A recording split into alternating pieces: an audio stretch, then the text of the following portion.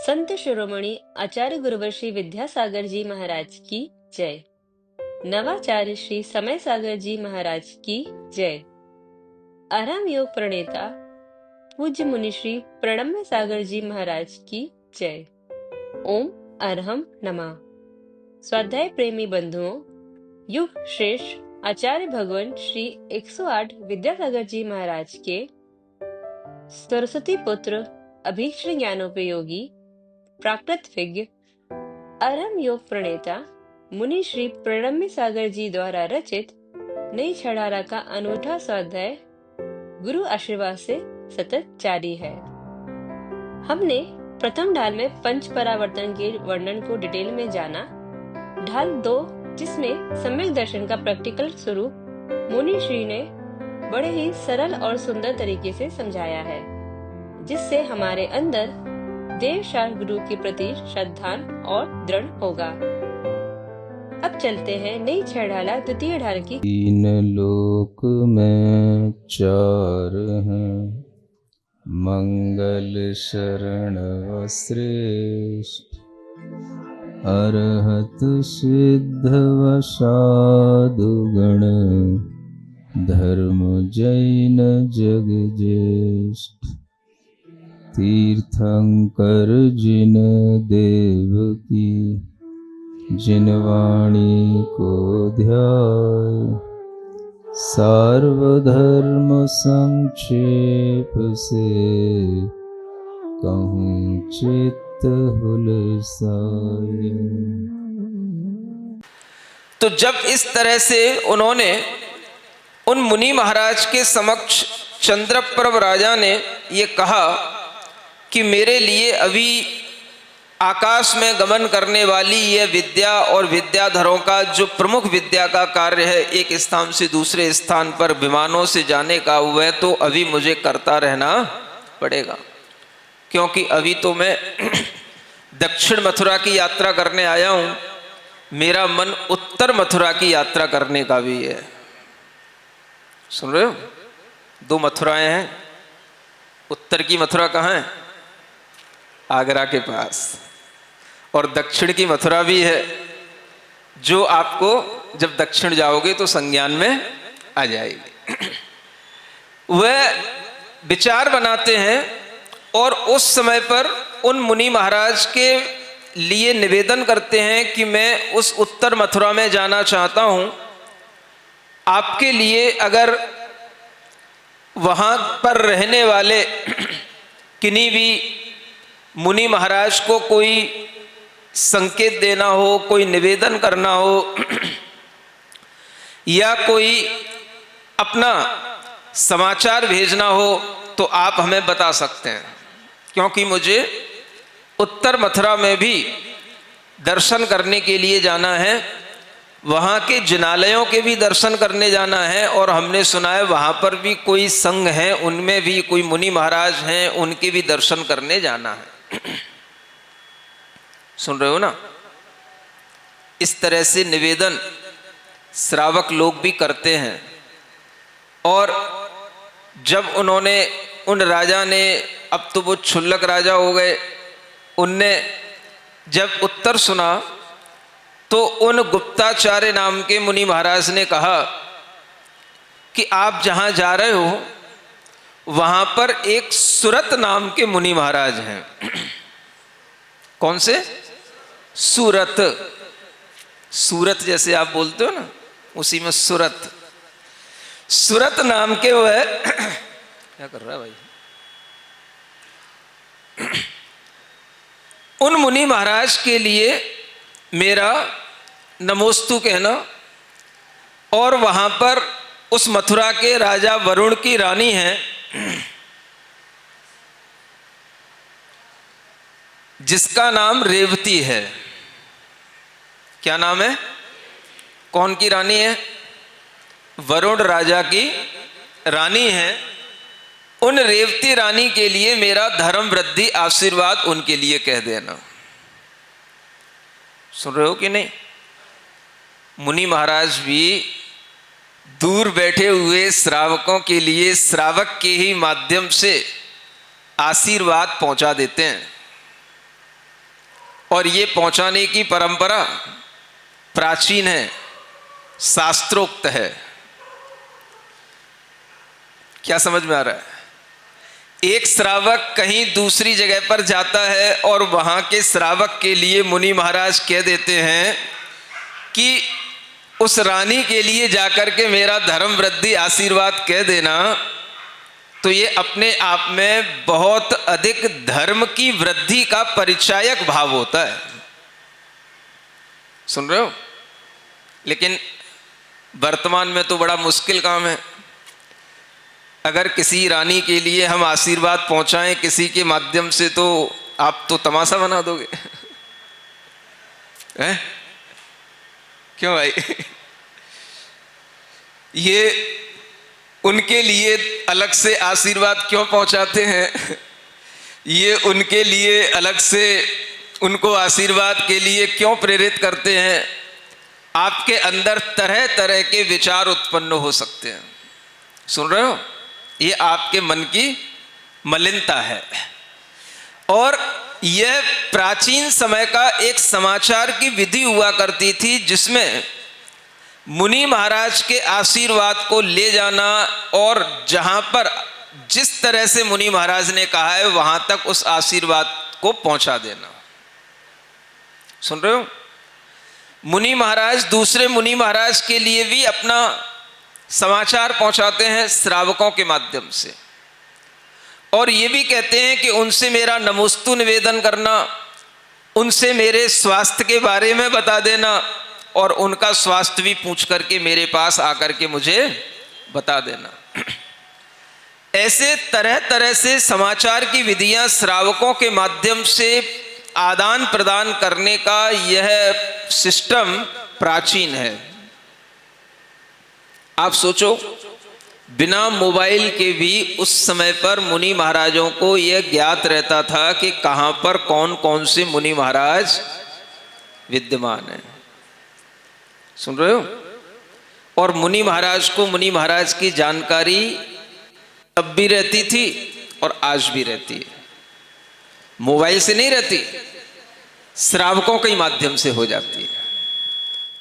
श्रावक ही आ करके सब बता देते हैं, महाराज उन मुनि महाराज का चातुर्मास वहां हो रहा है, उनका वहां हो रहा है, और इस तरह से ये जो जानकारियां मिल जाती हैं, इसी जानकारी से मुनि महाराज को ये भी कभी कभी ज्ञान रहता है कि वह मुनि महाराज का आचरण कैसा है, उनका ज्ञान कैसा है, उनकी चर्या कैसी है, उनका तप कैसा है। यह सब ज्ञान भी मुनि महाराजों को आपस में रहा करता है।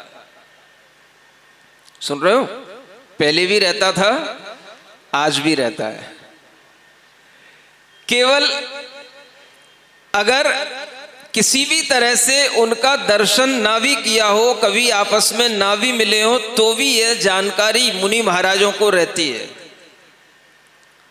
कि कौन मुनि महाराज का ज्ञान कैसा है, उनका आचरण कैसा है, उनका सम्यक्त कितना दृढ़ है, और कौन क्या तरह की चर्या कर रहे हैं। ये सब मुनि महाराजों को मुनि महाराज के बारे में ज्ञान रहता है। सुन रहे हो ना? जैसे एक डॉक्टर सब डॉक्टरों के बारे में जानता है, एक सीए सब सीए की जानकारी रखता है, कौन कौन सीए कहाँ कहाँ पर हैं, एक लॉयर सभी लॉयर की जानकारी रखता है, और एक जज जिस तरह से सभी जजों की जानकारी रखता है, ऐसे ही जो मुनि महाराज हैं वह सब मुनि महाराजों की जानकारी भी अपने पास में रखते हैं। अब चंद्रप्रभ क्षुल्लक ने निवेदन किया, महाराज किसके लिए क्या कहना? तो उन महाराज ने कहा कि सुरत महाराज के लिए मेरा नमोस्तु कहना, और रेवती रानी के लिए धर्म वृद्धि का आशीर्वाद कहना। सबके लिए अभिवादन के अलग अलग नियम होते हैं। जो मुनि महाराज हैं आपस में बराबर के मुनि महाराज हैं तो वो नमोस्तु निवेदित करते हैं, और जो श्रावक हैं उनके लिए धर्म वृद्धि का आशीर्वाद दिया जाता है, और अगर कोई संलेखना आदि कर रहा हो तो उसे समाधि वृद्धि रस्तु का आशीर्वाद दिया जाता है।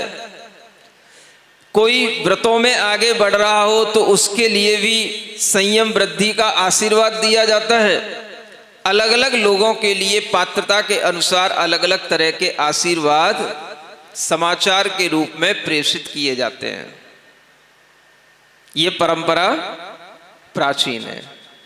इसी से मुनियों का आपस में व्यवहार भी बना रहता है और इस तरह से एक वात्सल्य भाव भी एक दूसरे के प्रति, अनुराग का भाव भी एक दूसरे के प्रति बना रहता है।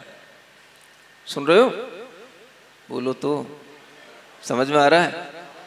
तो जैसे आप लोग आपस में कभी कभी समाचार पहुंचाते हैं, आपस में समाचार करते हैं, आपके समाचार तो कभी आपको किसी से काम पड़ेगा तभी होगा। भाई मेरे बेटे की शादी है, मेरी बेटी की शादी है, आपको आना है, तभी आप समाचार करोगे। लेकिन मुनि महाराज, जब कोई श्रावक इस तरह से मिल जाता है कि एक स्थान से दूसरे स्थान पर जाने वाला हो और वह मुनिराज से संपर्क में आ जाता है, तो उसके माध्यम से भी वह समाचार पहुंच जाते हैं। तो इस तरह की परंपरा अपने आप में एक अनुकरणीय परंपरा है और यह मुनि महाराजों के अंदर अपने आपसी वात्सल्य का और अनुराग का भाव बनाए रखने की यह परंपरा है। और दक्षिण मथुरा से उत्तर मथुरा तक भी उन मुनि महाराजों का आपस में संबंध बना रहने के लिए इस तरह से आप समझ सकते हैं कि पहले श्रावक लोग ऐसे समाचार प्रेषण का कार्य किया करते थे। सुन रहे हो? आज का श्रावक तो वहीं पर मोबाइल बिठा चला करके और वहीं से जो है ना, वीडियो दिखा करके वो तो बात भी करा दे और दर्शन भी करा दे हैं? आज के विद्याधर तो पहले के भी विद्याधरों से ज्यादा एडवांस हो गए। ये मोबाइल भी विद्या का ही काम करता है? और इस तरह की चीजों से आप लोग आज भी कहीं ना कहीं इस तरह से समाचार आदि प्रेषित करने का कार्य करते रहते हैं। बहुत से लोग धर्मात्मा होते हैं, दूर दराज में रहते हैं, व्रतों को भी धारण कर लेते हैं, लेकिन कभी वह दर्शन किए होते हैं या नहीं किए होते हैं, ऐसे भी लोग रहते हैं। सुनते हो? कितने ही लोग दूर दूर तक रहने वाले लोग ऐसे मिलते हैं जिनके समाचार आते हैं कि उन्होंने कभी दर्शन नहीं किए, लेकिन वह महामह नंदीश्वर के व्रत कर रहे हैं, वह वर्धमान स्तोत्र के व्रत कर रहे हैं और वह व्रत की पूर्णता हो जाए इसका आशीर्वाद, और वह व्रत प्रारंभ हो गए हैं इसका आशीर्वाद इस तरीके से मांगते हैं। तो मुझे देने में कभी कभी संकोच होता था कि भाई इतनी दूर से आशीर्वाद कैसे पहुंचेगा और कैसे मांगा जाता है। लेकिन अब मुझे लगता है कि इस तरह का आशीर्वाद हमें देना भी चाहिए और लोगों को मांगना भी चाहिए। नहीं समझ आया? क्या दिक्कत है भाई? सामने वाला यहां से रह करके, बॉम्बे में रह करके वह नंदीश्वर का व्रत कर रही है। एक महिला है ना, वीर श्री जिसका नाम है, और वह वहां पर स्वयं भी व्रत का पालन कर रही है। अनेक और महिलाएं उसके साथ में व्रत का पालन करने में उसकी सहयोगी बनी हुई हैं और इस तरह से अष्टानिक पर्व मना रही हैं। और जब वह समाचार मेरे पास आया कि वह वहां पर रह करके यह रोजाना ये महामय नंदीश्वर व्रत की आराधना कर रही हैं, तो महाराज उनके लिए आशीर्वाद पहुंचा दो। तो हमने भी कहा हाँ आशीर्वाद है। अब आशीर्वाद कैसे पहुंचता है? तो आजकल तो मोबाइलों के माध्यम से, क्या आप तो कहीं ना कहीं मोबाइल देख ही रहे हैं और हम जो बोल रहे हैं वो आपके वीडियो में पहुंच ही रहा है आपके मोबाइलों पर। तो उन्होंने नाम सुन लिया, हाँ महाराज ने मुझे नाम दे करके आशीर्वाद दिया है, तो प्रसन्नता का भाव अपने आप आ ही जाता है। अब इस तरह के भावों से भी दूर बैठ कर के भी आखिर श्रद्धा का भाव तो जुड़ा ही रहता है ना। इसको क्या कहा गया? श्रद्धा श्रद्धे संबंध, इसी को कहते हैं। क्या बोलते हैं? अगर किसी की श्रद्धा से श्रद्धेय के प्रति उसका संबंध बना हुआ है तो श्रद्धेय को भी आशीर्वाद का इतना शब्द बोल करके उसके प्रति अपना एक अनुराग भाव रखना, इसको भी आचार्यों ने वात्सल्य धर्म कहा है, जो सभी सहधर्मियों के प्रति होना चाहिए। सुन रहे हो?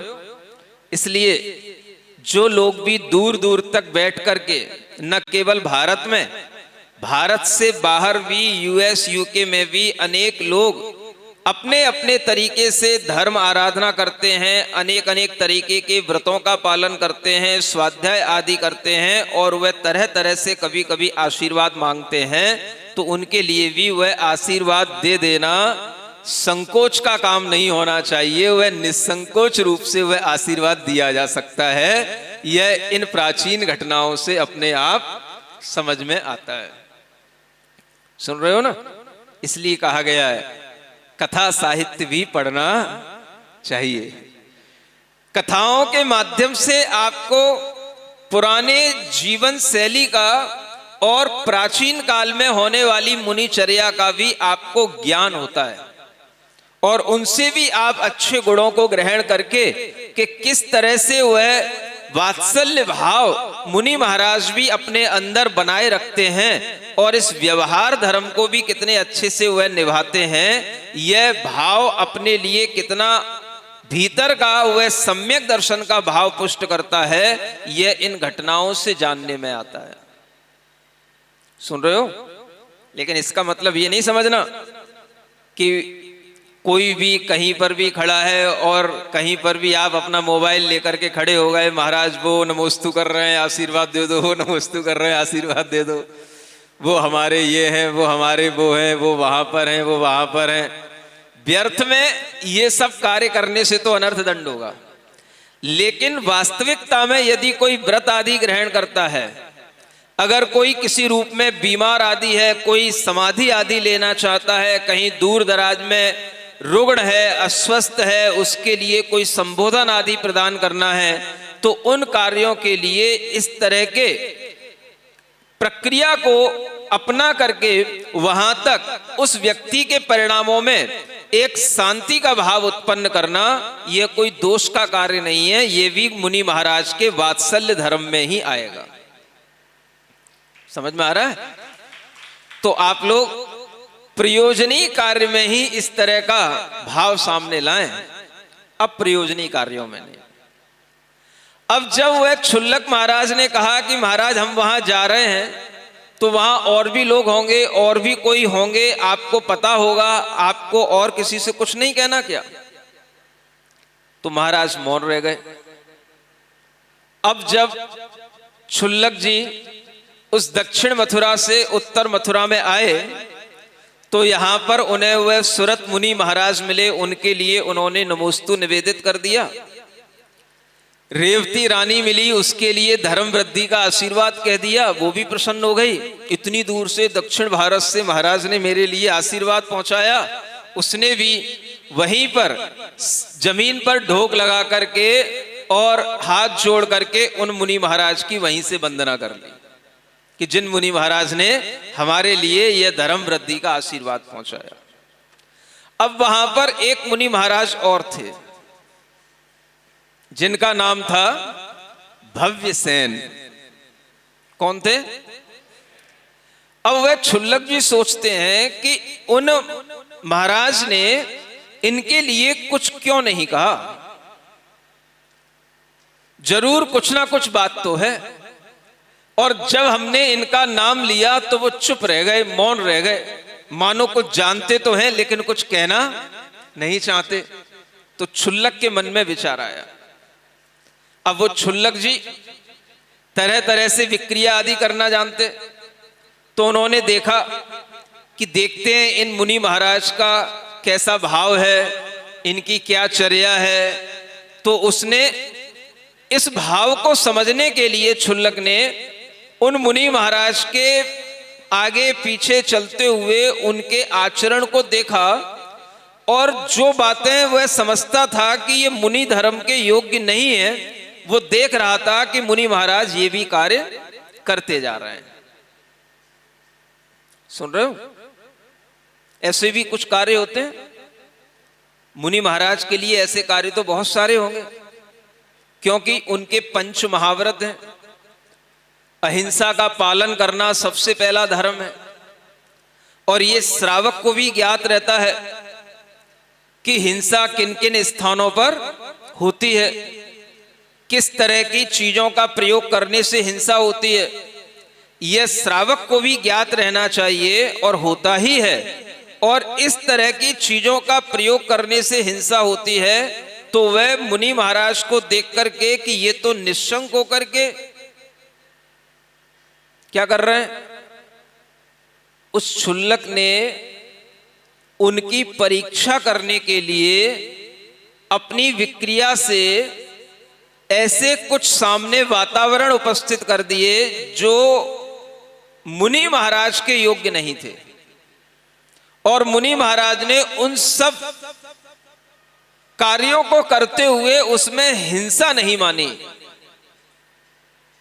जबकि हर कोई इस बात को जानता है, और वह क्षुल्लक भी जानते थे कि हिंसा किन किन पदार्थों में होती है, कैसी भूमि पर चलने से होती है, कैसे जल का प्रयोग करने से होती है। और वह मुनि महाराज होकर के भी इस तरह की बातों में कोई भी अपना इंटरेस्ट नहीं रख रहे हैं। सुन रहे हो?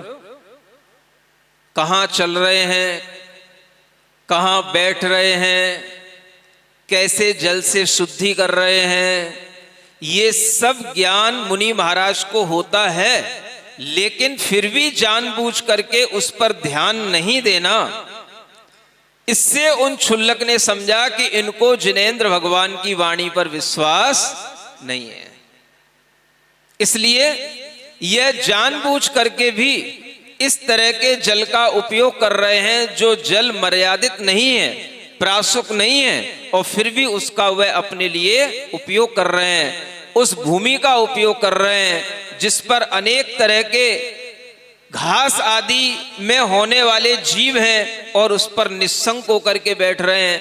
इस तरह की चीजें जब क्षुल्लक जी ने देखी तो उन्हें लगा